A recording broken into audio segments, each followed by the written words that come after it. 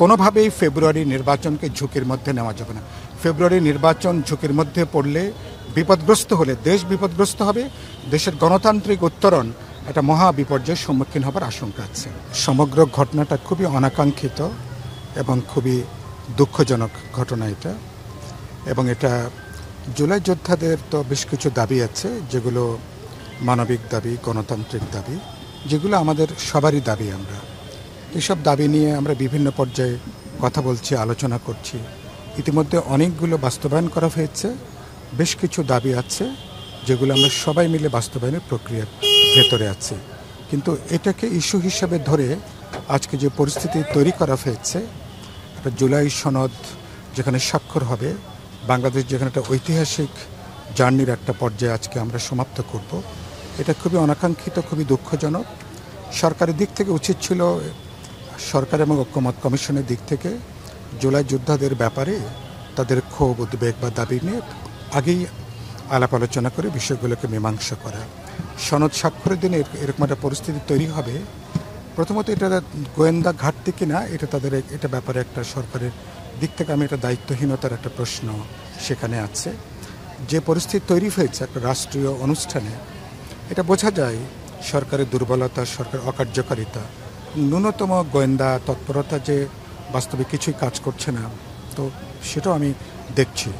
আর আলী রিয়াজ ঐক্যমত কমিশনের সহসভাপতি, তিনি আমি দেখেছি প্রায় হুবহু তাদের দাবি দেওয়াগুলো প্রায় সমস্ত অর্থেই মেনে নেওয়ার পরে এবং অঙ্গীকারনামা সেখানে যুক্ত করবার ঘোষণা দেওয়ার পরে এর পরবর্তী পরিস্থিতি এটাকে সহজভাবে ব্যাখ্যা করার কোনো সুযোগ নেই আর কি। পুরো ব্যাপারটা দেখা দরকার, তদন্ত করা দরকার এবং এ ধরনের একটা অনাকাঙ্ক্ষিত ঘটনার পিছনে কারা আছে, পুরো ব্যাপারটা দেশবাসী এবং জনগণের কাছে প্রকাশ করা দরকার।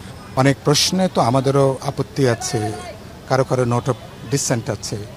যারা আমরা আজকে যাচ্ছি স্বাক্ষর করতে, প্রতিটা প্রশ্নে আমরা একমত, ব্যাপারটা এরকম না। একটা জাতীয় স্বার্থে বোঝাপড়া তৈরি করবার জন্য গুরুত্বপূর্ণ প্রশ্নে আমরা একটা সমঝোতার জায়গাটা আমরা এসেছি। কিছু প্রশ্ন এখন অমীমাংসিত আছে, নোট অফ ডিসেন্ট আছে। পরবর্তী পার্লামেন্ট নির্বাচন, গণতান্ত্রিক প্রক্রিয়া, সেগুলো আলাপ আলোচনা করব, সেগুলো আমরা সমাধান করব।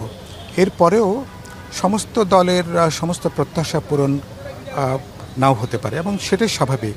যখন ঐক্যমত বলছেন, তার মানে দলের অবস্থান ধরে রাখাটাই গুরুত্বপূর্ণ না, সবাই মিলে একটা বোঝাপড়া তৈরি করাটা। তারপরেও কোনো দলের তো স্বাধীনতা আছে, স্বাক্ষর করার যেমন আছে, স্বাক্ষর না করবারও সেখানে তাদের সেই সুযোগ আছে।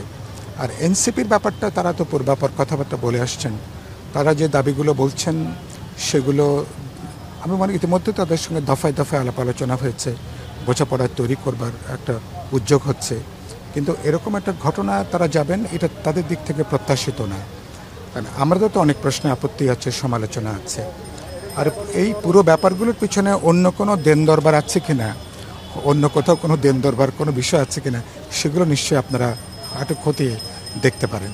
না, আমরা তো প্রথমত বাস্তবায়নের পদ্ধতি কোনোভাবেই জুলাই সনদের অংশ না, এটা আগেও অংশ ছিল না। কোনো দল আমরা এটা দাবিও করিনি জুলাই সনদের অংশ এটাকে করবার জন্য, সেটা আমরা দাবিও করিনি। সুতরাং বাস্তবায়নের অংশটা রাজনৈতিক দলগুলো আমরা মতামত দিয়েছি, আমরা অনেক প্রশ্নে মতামত দিয়েছি। দুটো তিনটে প্রধান মতামত বেরিয়ে এসছে। ঐক্যমত কমিশন 2-3টা আজকে সনদ স্বাক্ষর করবার পরে সনদের এই কপি সহ তাদের 2-3টা মতামত সরকারের কাছে তারা দেবেন। সরকার তারা তাদের বিবেচনা মতে জুলাই সনদ বাস্তবায়নের ব্যাপারে কী কী উদ্যোগ নেওয়া যায় সে ব্যাপারে সরকার হয়তো একটা প্রজ্ঞাপন বলি বা একদম আদেশ বলি তারা এটা জারি করবেন। আপনি জানেন যে বিপুল অধিকাংশ দলের মতামত এসছে ফেব্রুয়ারিতে জাতীয় নির্বাচনের দিন একই দিনে যাতে গণভোটটা অনুষ্ঠিত হতে পারে, তাহলে সময় বাঁচে, পয়সা বাঁচে এবং তাতে ভোটের কাস্টিংটা অনেক বেশি সেক্ষেত্রে হতে পারে। 2-1টা দল বলেছেন নভেম্বরের মধ্যে গণভোট করবার জন্য, এটা তাদের হয়তো দলীয় দাবি। তো আমি মনে করি যে এইটা করার ক্ষেত্রে তো পয়সার খরচ আছে, বিশাল আইন শৃঙ্খলা রক্ষাকারী বাহিনীর ডিপ্লয়মেন্টের প্রশ্ন আছে, আরেকটা বড় ঝুঁকি আছে। নভেম্বরে করতে গেলে মাত্র 1 মাস সময়, এর মধ্যে এত বড় আয়োজন করাটা প্রায় অসম্ভব ব্যাপার। আরেকটা হচ্ছে যে কোনো কারণে যেহেতু দলগুলো আগ্রহ নেবে না ভোটারদেরকে ভোট কেন্দ্রে আনার জন্য, গণভোটের ক্ষেত্রে যদি 10-15-20% ভোট পড়ে তাহলে এটা গোটা অভ্যুত্থান জুলাই সনদের ক্ষেত্রে মারাত্মক একটা নেতিবাচক একটা প্রতিক্রিয়া দেখা দিতে পারে। প্রশ্ন উঠতে পারে তাহলে কি ৮০-৮৫% মানুষ তারা কি জুলাই সনদ প্রত্যাখ্যান করলো? তাহলে এটা আন্দোলন অভ্যুত্থান আমাদের অর্জন বিজয়ের জন্য এটা বড় ধরনের একটা নেতিবাচক বার্তা যাবে।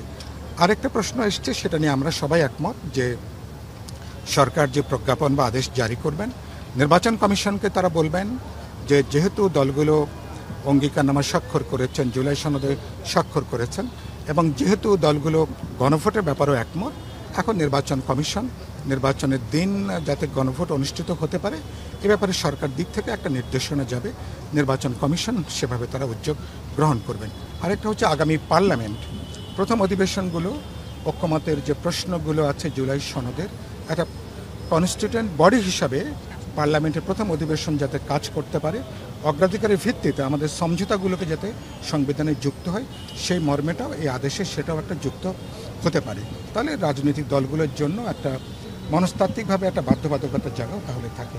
আমি আশাবাদী নানা চ্যালেঞ্জ আছে, নানা ঝুঁকি থাকবে, সরকার, নির্বাচন কমিশন, রাজনৈতিক দল সবাইকে আস্থার মধ্যে নিয়ে যদি আমরা এগোতে পারি, বাকি যেখানে দ্বিমত আছে আমি মনে করি দ্বিমতগুলো অনেকাংশে মীমাংসা করে সামনে আমরা এগোতে পারবো।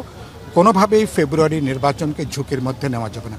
ফেব্রুয়ারি নির্বাচন ঝুঁকির মধ্যে পড়লে, বিপদগ্রস্ত হলে দেশ বিপদগ্রস্ত হবে, দেশের গণতান্ত্রিক উত্তরণ একটা মহা বিপর্যয়ের সম্মুখীন হবার আশঙ্কা আছে।